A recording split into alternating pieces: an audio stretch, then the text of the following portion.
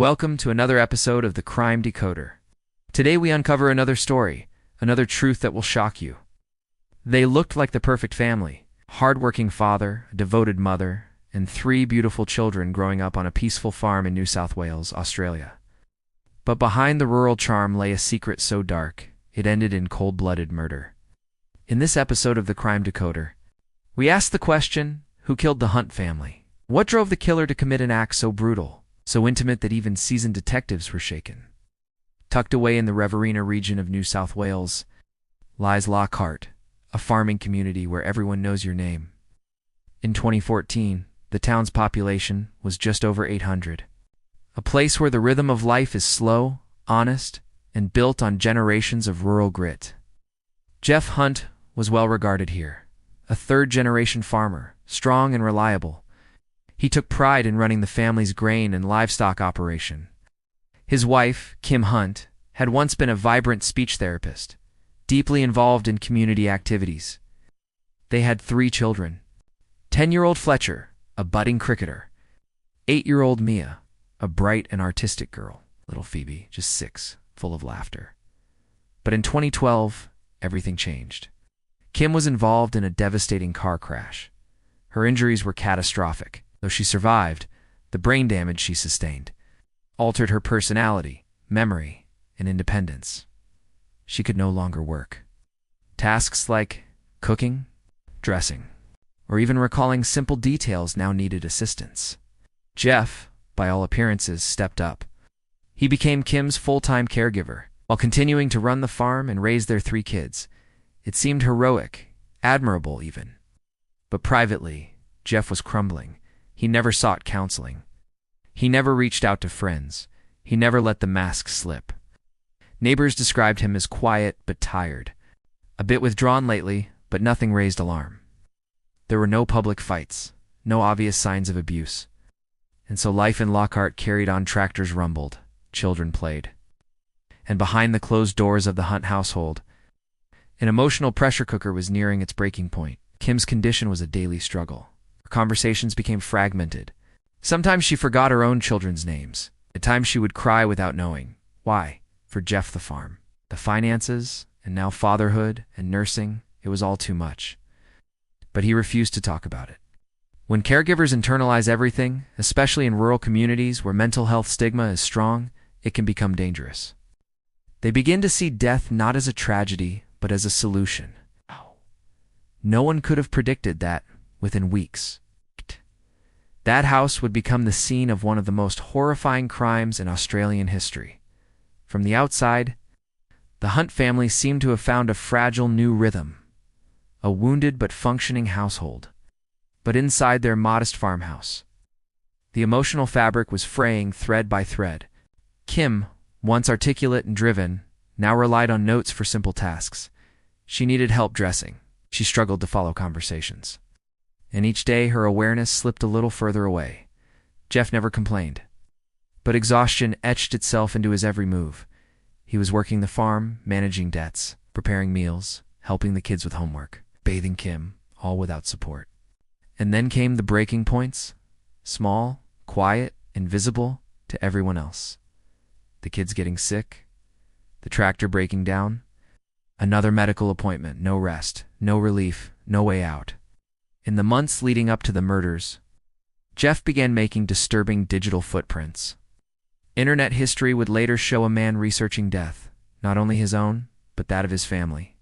September 8th, Geoff visits a sporting goods store in Wagga Wagga, buys ammunition for his registered shotgun. That night, he puts the children to bed, writes letters, and prepares for the unthinkable. Forgive me, I had no choice.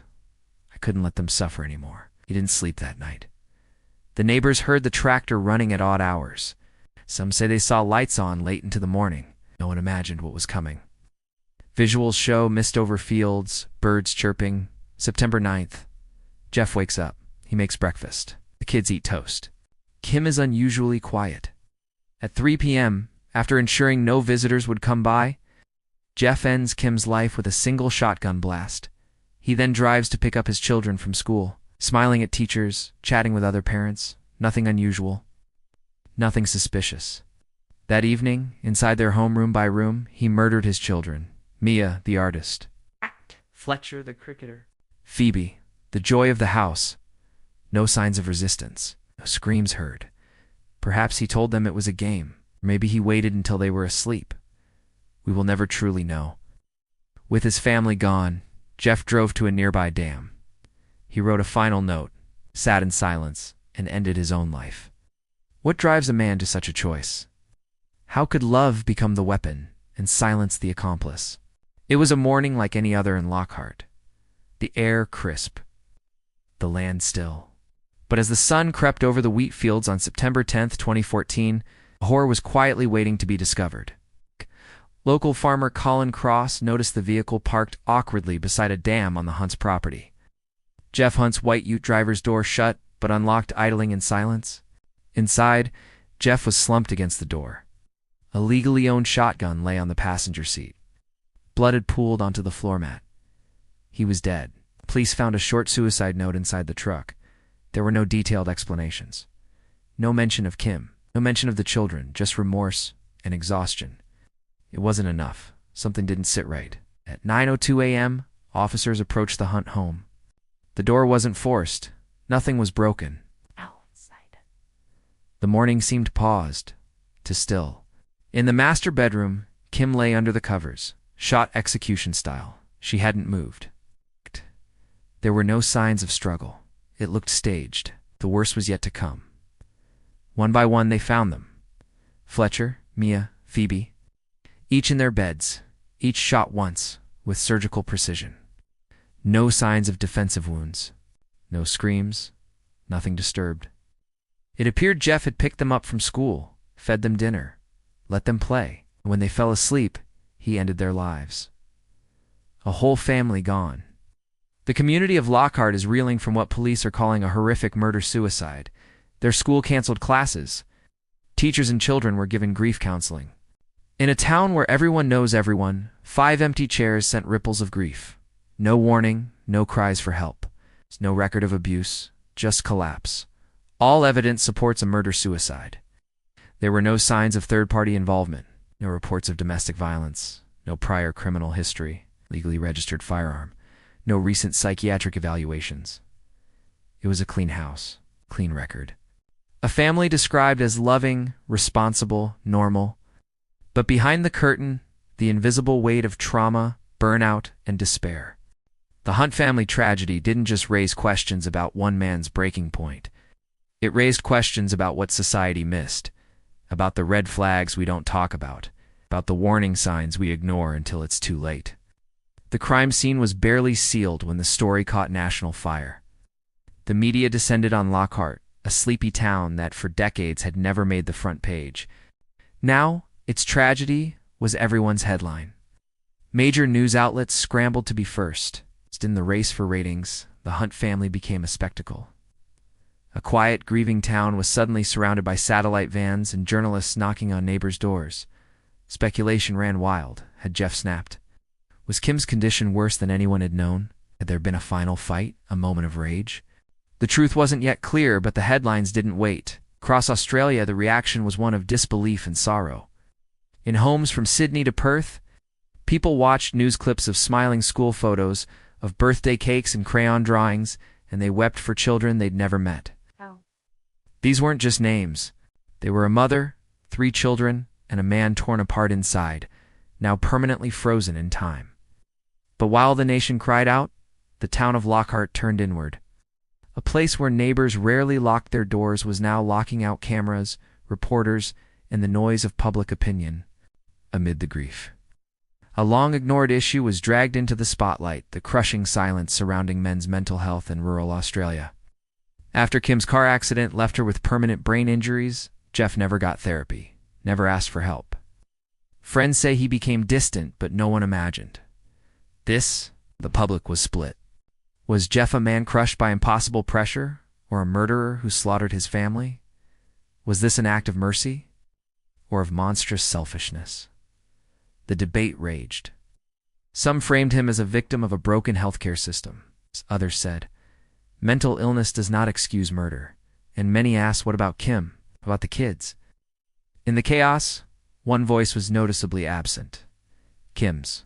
A woman who had survived a catastrophic accident, who had rebuilt her world around the only thing she had left her children. Some media began rewriting the narrative. They reminded Australia that Kim was more than Geoff's wife or a burden. She was a mother, a survivor, and a victim. As national media continued digging for dirt, the town pushed back. Lockhart held private vigils. Community members stopped speaking to reporters. The pain was too raw, the spotlight too bright. In the end, the media coverage faded. The news vans packed up. But for the people of Lockhart, and for families across Australia, the scars remained. When the sun rose over Lockhart on September 10, 2014, the rural town would never be the same. What was discovered behind the doors of the Hunt family home was not just a personal tragedy, it was a public reckoning.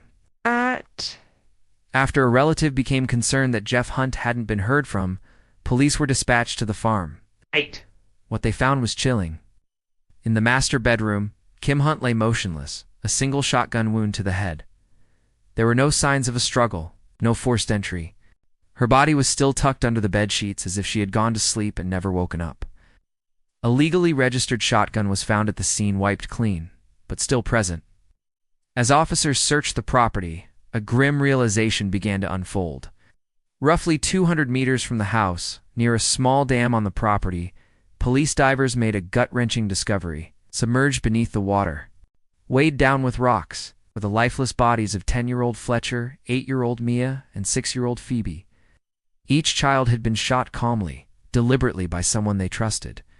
Someone who had tucked them in, kissed their foreheads, and whispered goodnight countless times. Hours later, Geoff Hunt's body was found in a remote paddock not far from the dam. He had turned the shotgun on himself. Beside his body, a brief note, handwritten, offered little more than remorse. But it wasn't a confession. It wasn't an explanation.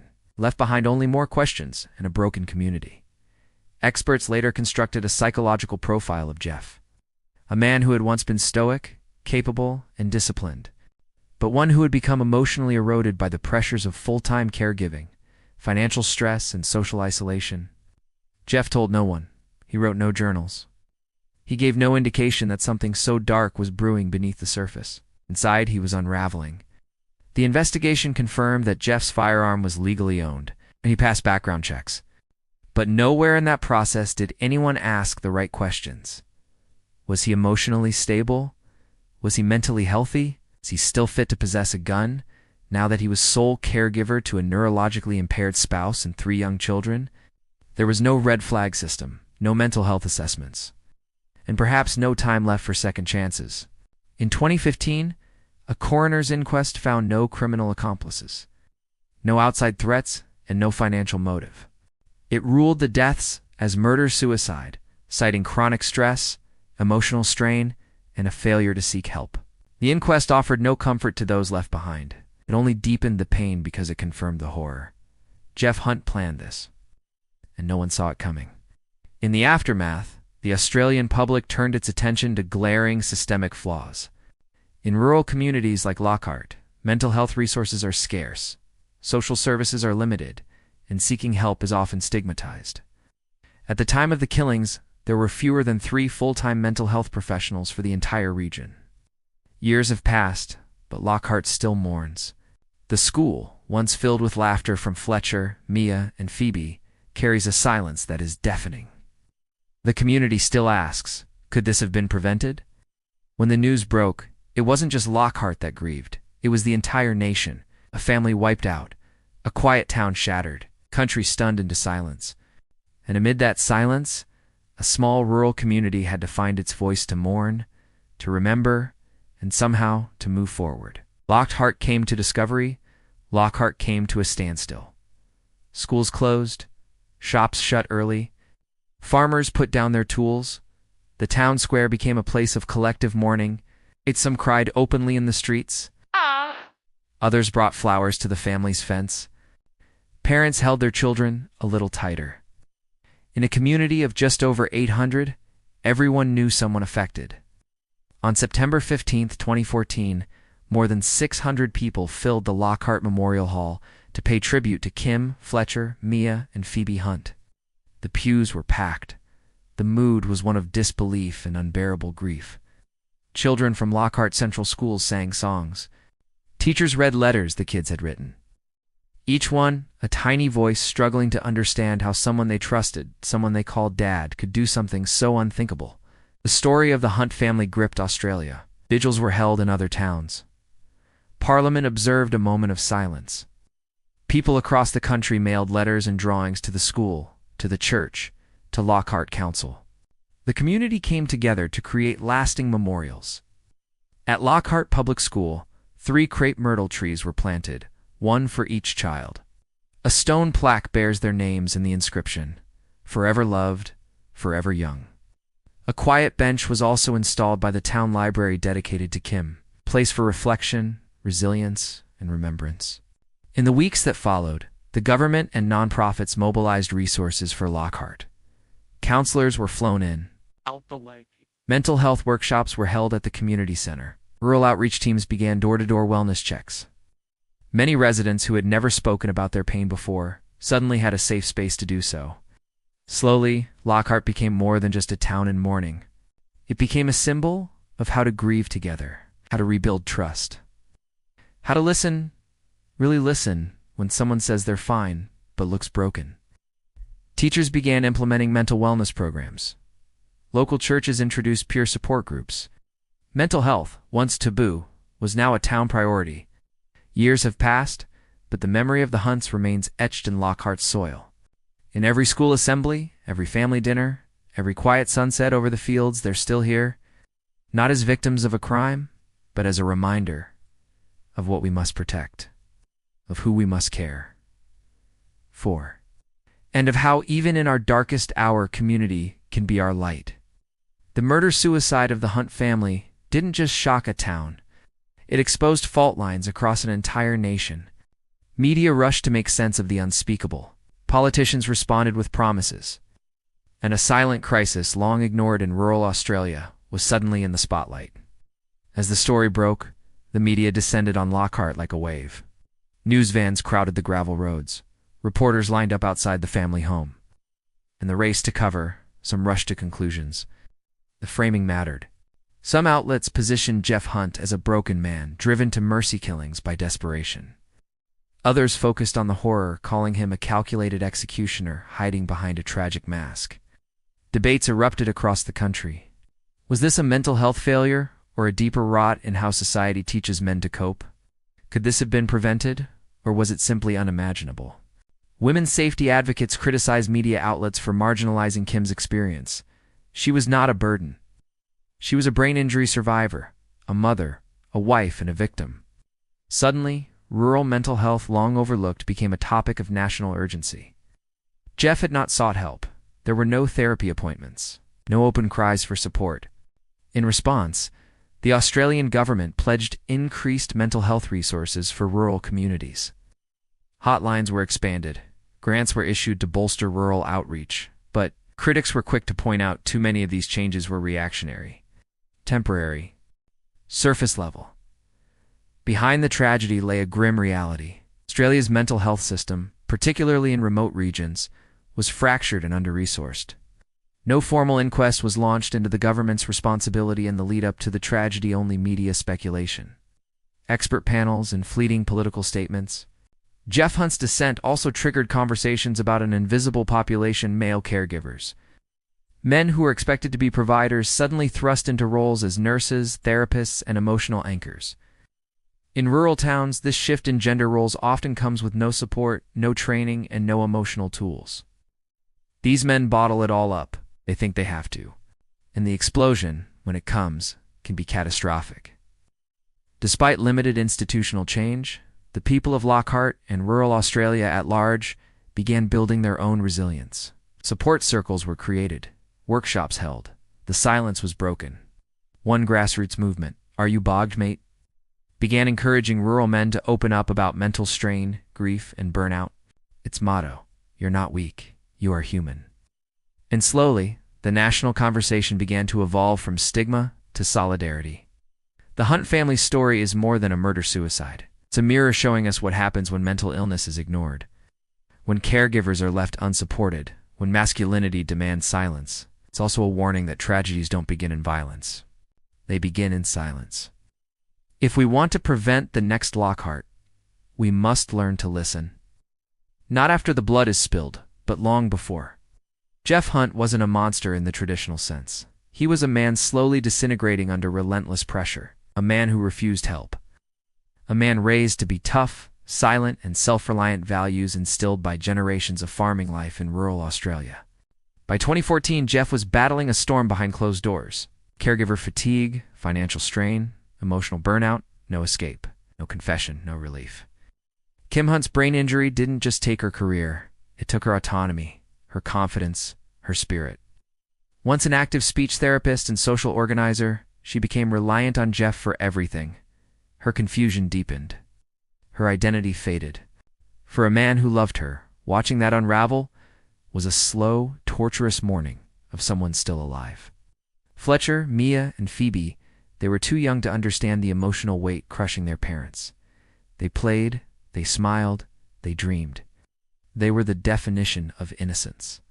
And yet, they became the final victims in a chain reaction of pain no one had interrupted. Before taking his own life in a nearby dam, Geoff left a note. Vague, emotionless, and haunting. It offered no apology, no reasoning, just an ending. A chilling silence that offered neither closure nor clarity. Lockhart had never experienced anything like this. The community, tight-knit and proud, was left in disbelief. Grief counselors were sent in. Support vigils were held. But the questions remained. How could this happen? Why didn't anyone see the signs? In the wake of the Hunt tragedy, a spotlight turned to rural mental health. Suicide rates in farming communities are significantly higher than national averages. Isolation, economic stress, and limited access to care form a deadly triad. Programs like Are You Bogged Mate in rural men's sheds began gaining traction. But change is slow. Cultural conditioning runs deep. The Hunt family cannot be brought back. But their story holds power to educate, to shatter stigma, and to prevent the next tragedy. Mental health isn't weakness. Caregivers need care, and no one should ever feel their only option is extinction. Kim, who loved deeply. Fletcher, with dreams of cricket stardom. Mia, whose drawings filled the fridge. Phoebe, who never stopped giggling. Remember them not for how they died, but for how they lived. If you feel overwhelmed, or if someone you love is struggling, say something. Simple check-in might save a life. Because behind the perfect photos and the polite smiles, there can be pain no one sees. Remember, some crimes don't begin with violence. They begin with silence. Don't let silence win.